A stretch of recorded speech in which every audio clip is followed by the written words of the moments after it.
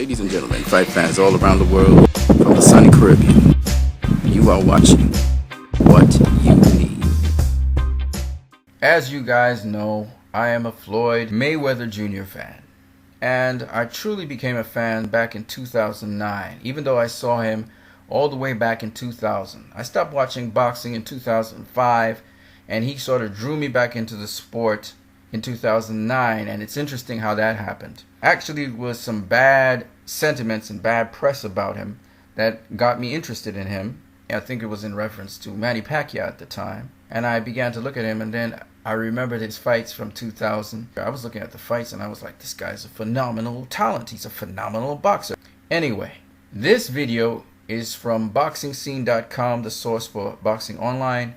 And it's an interview between Jimmy Lennon Jr. and Jason Keidel. And what's important about this is this basically addresses the very same things I have been discussing with people online on YouTube. So let's call Jason Keidel JK. And JK was interviewing Jimmy Lennon Jr.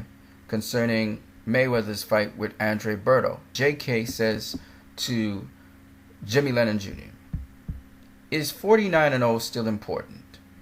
And Jimmy Lennon Jr. said, it mattered more with Larry Holmes because he was a heavyweight, like Marciano. But it still means a lot. No one has come close for such a long time. I think it's significant. Still means much. When you look at Mayweather, some folks can pad their record to get 49 wins.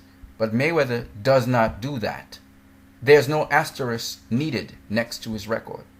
He has fought at least 7 current or future Hall of Famers. We know it's about 8.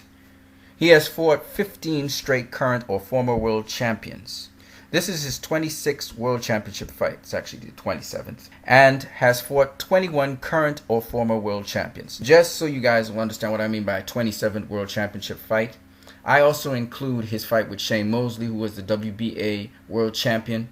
Floyd Mayweather didn't make it a championship bout, but it actually was against a world champion, so we would call it a world championship bout. Concerning Andre Berto, if he underestimates Berto, he could be in trouble. Berto has skills and power, and that's very true. But another thing he said that's very interesting is this. Floyd has been fighting more explosive, more dangerous fighters like Berto, Cotto, Manny, and Canelo. I don't know if it's a conscious pattern, but Floyd is Floyd. We scratch our heads. But he's fought so many champions, he's earned the right to pick whom he pleases. So he understands that Berto is someone that Floyd picked. We call it a cherry pick. But I do understand that Andre Berto is really basically almost on the same level as Amir Khan. And he's fought great names at welterweight. So, you know, Andre Berto is a solid competitor, a very skilled fighter, actually. And this is actually going to be a tougher fight than people think. Does he benefit from a weaker epoch? And this is JK asking Jimmy Lennon Jr. that. And what he's talking about is this era being weaker. To that, he says, Floyd would flourish in any era. You could argue that the fighters are better athletes today than they ever were. They train around the clock, around the calendar, better equipment, training, and nutrition. The pool that boxing is drawing from certainly has greater competition.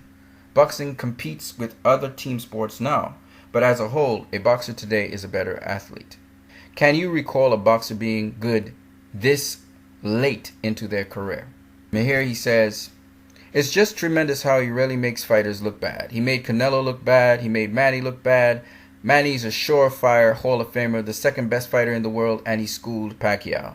The takeaway over the last few years has been the opponent isn't that good, but that's not it. Floyd just is so good, he makes them look bad.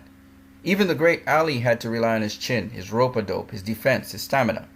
He didn't have the same offensive skills. Floyd still has them for the most part, and he can take a punch. He's gone against some potent fighters and proved it. He's not a prima donna. He takes headbutts, low blows, and doesn't whine about it. And then he asked him about the fights he enjoyed, and he spoke about the Mayweather-Pacquiao fight. And he said, people say his fight with Pacquiao wasn't interesting, but it was to me. Pacquiao kept charging, but Mayweather in his artistry was able to take control. The fight just flew by. I love knockouts like the next guy, but this wasn't boring. He said that Floyd Mayweather reminds him of Pernell Whitaker, who was unbeatable in his prime. And then he finishes it off by saying, Floyd makes mega events. We will miss that. He's controversial. He gets attention. We are seeing one of the best the sport has ever seen. And we will miss the opportunity to watch him fight. Basically, I think Jimmy Lennon Jr. hit the nail on the head. He covered everything I've been talking about in arguments. And a lot of fighters could do a lot of things really well, better than Floyd. But in combination, all these skill sets. I mean, he's not a knockout artist per se. But in combination, all these skill sets really do play a major role, especially sharpened skill sets. Floyd is a sharpened fighter.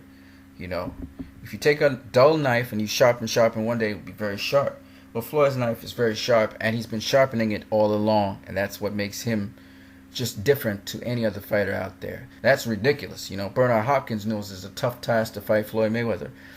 You hear Mike Tyson sigh, and he's like, man, I don't know how to beat that dude, you know, because a lot of these fighters know. They know what Floyd's doing in there to some degree, but they know how difficult it is to counter that. So that's all I got to say. You guys have a great one.